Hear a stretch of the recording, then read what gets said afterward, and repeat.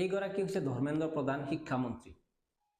যোৱাকালি নিটৰ প্ৰশ্নকাকত ফাদিল হোৱাৰ বাতৰিৰ পাছত সকলোতে এক প্ৰকাৰ হাহাকাৰৰ সৃষ্টি হৈছে। 22 লাখতকৈ অধিক ল'ৰা ছোৱালী এইবাৰ নিটৰ পৰীক্ষাত অৱতীৰ্ণ হৈছিলে, কিন্তু সেই 4 তাৰিখে পৰীক্ষাৰ অনুষ্ঠিত হোৱাৰ পিছত কালি বাতৰি ওলাইছে যে নিটে NTA সেই যি টেষ্ট আছিলে সেই টেষ্টৰ এক্সাম বাতিল কৰিছে, পুনৰ তেওঁলোকে ৰি এক্সাম ল'ব। এতিয়া কথা হ'ল 22 লাখ মানুহক যে 22 লাখ ল'ৰা ছোৱালীক, মেধাৱী ল'ৰা ছোৱালীক যে অত্যাচাৰ কৰিলে, ইয়াৰ বাবে দায়ী কোন হ'ব? এইগৰাকী শিক্ষামন্ত্ৰী ধৰ্মেন্দ্ৰ প্ৰধানে তাৰ দায়িত্ব স্বীকাৰ কৰিছেনে? নৈতিক দায়িত্ব স্বীকাৰ কৰি এই শিক্ষামন্ত্ৰীগৰাকীয়ে পদত্যাগ কৰিছেনে? মোদী চৰকাৰৰ আমোলত কোনো মন্ত্ৰীয়ে, কোনো বিষয়াই নিজৰ দায়িত্ব স্বীকাৰ কৰি জবাবদিহি হ'ব, পদত্যাগ কৰিব, সেয়া কল্পনাও কৰিব নোৱাৰি। আৰু সেইকাৰণে আজি দিল্লীৰ প্ৰাক্তন মুখ্যমন্ত্ৰী অৰবিন্দ কেজৰিৱাল ওলাই আহিছে আৰু জেনজিক আহ্বান জনাইছে যে তোমালোক ওলাই আহা, তোমালোকে যুঁজা, তোমালোকে যুদ্ধ কৰা, অন্যথা কোনো ধৰণৰ ফলাফল নাপায়।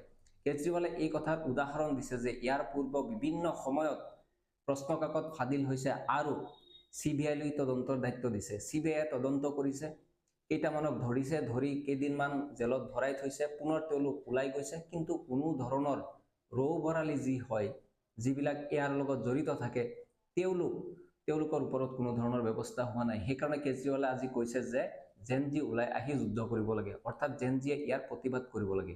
কেজৰিৱালে ইমানখিনিলৈকে কৈছে যে বাংলাদেশ নেপালত যি হৈছে, বাংলাদেশ নেপালত যদি জেনজিয়ে গভৰ্ণমেণ্টক উফৰাই পেলাব পাৰে, ভাৰতত কিয় নোৱাৰিব? কেজৰিৱালে আজি কিয় এনেধৰণে ক'ব লগা হৈছে? হয়তো অধৈৰ্য হৈ ছিষ্টেমৰ যি হটকাৰিতা তাত অতিষ্ঠ হৈ কেজৰিৱালে আজি এই কথা ক'বলৈ বাধ্য হৈছে। অন্য দেশত এনেধৰণে বছৰে বছৰে প্ৰশ্নকাকত ফাদিল হোৱা হ'লে কি হ'লহেঁতেন? देश में ऐसा होता तो फांसी की सजा अभी तक हो चुकी होती, लेकिन हमारे देश में क्योंकि रेपिस्ट को भी मालाएं पहनाई जाती हैं, हो सकता है कि ये जो नीट का पेपर जिसने लीक किया है उसे भी मालाएं ही पहनाई जाएंगी। কিন্তু চিন্তা নকৰিব, আমাৰ ইয়াত কোনো ধৰণৰ এনে ধৰণৰ ঘটনা নহয়।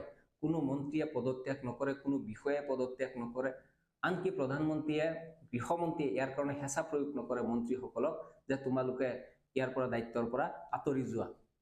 ইয়াৰ পূৰ্বে কাৰণ আমি দেখিছোঁ যেতিয়া বিমান দুৰ্ঘটনাগ্ৰস্ত হয় মন্ত্ৰীসকলে নাটক কৰে, যেতিয়া বাৰে বাৰে ৰেল দুৰ্ঘটনাগ্ৰস্ত হয়, মানুহ আহত হয়, নিহত হয়, তেওঁলোকে নটংকি কৰে। দুৰ্ঘটনাগ্ৰস্ত এলেকাত গৈ ৰেলমন্ত্ৰীয়ে ভাৰত মাতা কি জয় ধ্বনি দি তেওঁলোকে নটংকি কৰে।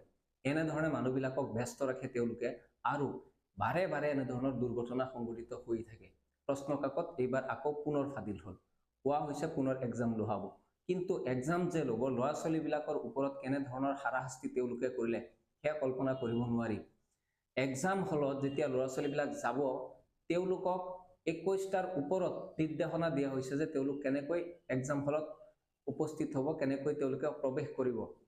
এটা এটাকে তেওঁলোকে বস্তু নতুনকৈ চেক কৰিছে, পানীৰ বটলটো পৰ্যন্ত ট্ৰান্সপাৰেণ্ট নিবলৈ কৈছে, লুজ কাপোৰ পিন্ধিবলৈ কৈছে, বেছি পকেট থকা কাপোৰ পিন্ধিবলৈ মানা কৰিছে। এনেধৰণৰ কটকটীয়া ব্যৱস্থা ছাত্ৰ ছাত্ৰীৰ ওপৰত জাপি দিয়াৰ পিছতো অন্যফালেদি পেপাৰ লিক হৈ গ'ল। আৰু সেই পেপাৰ লিক এনেই হ'লনে? কিমান লাখ লাখ টকাত সেই কাকত বিক্ৰী হ'ল তাৰ কোনো ঠিকনা নাই। গতিকে এইবাৰ যে আকৌ CBI তদন্ত দিছে, হয়তো কেইটামানক ধৰিব, আৰু দুজনক ধৰাও পেলাইছে। জড়িত বুলি অভিযুক্ত বিজেপিৰ নেতা আৰু বিজেপিৰ নেতাৰ ভাতৃ দুইজনক ধৰা পৰিছে, দীনেশ বিৱাল।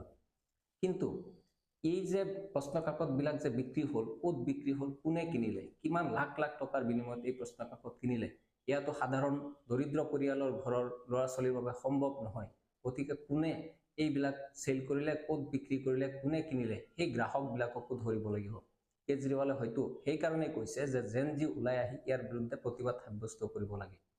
প্ৰতিবাদ নহ'লে, জনজাগৰণ সৃষ্টি নহ'লে চৰকাৰখনৰ এনেধৰণৰ কাণ্ডৰ বিৰুদ্ধে একো ফল পোৱা নাযাব, আৰু প্ৰতিবাদ কৰিও কোনো ফল পোৱা নাযায়। এয়া বিগত সময়ত আমি দেখিছোঁ। কেজৰিৱালৰ এই আহ্বানটোৰ প্ৰতি এতিয়া দেখা যাব যে জনসাধাৰণে কিদৰে সঁহাৰি জনায়। কেজৰিৱালে জেনজিৰ নেতৃত্ব ল'ব নেকি এইবাৰ? এই কথাটো এতিয়া আমি প্ৰশ্ন হিচাপে ল'ব পাৰি। তেওঁ যিহেতু জেনজিক আহ্বান জনাইছে ওলাই আহিবলৈ, জেনজিৰ নেতৃত্ব লৈ কেজৰিৱাল পুনৰ ৰাজপথত ওলাই আহিব নেকি? গোটেই দেশজুৰি সম্ভৱ হ'বনে জেনজি এইদৰে এনেধৰণৰ প্ৰশ্নকাকত ফাদিলক লৈ উৎসাহ হোৱাটো, তেওঁলোক প্ৰতিক্ৰিয়ামুখৰ হোৱাটো, প্ৰতিবাদমুখৰ হোৱাটো সম্ভৱ হ'বনে সেয়া পৰৱৰ্তী সময়ত দেখা যাব।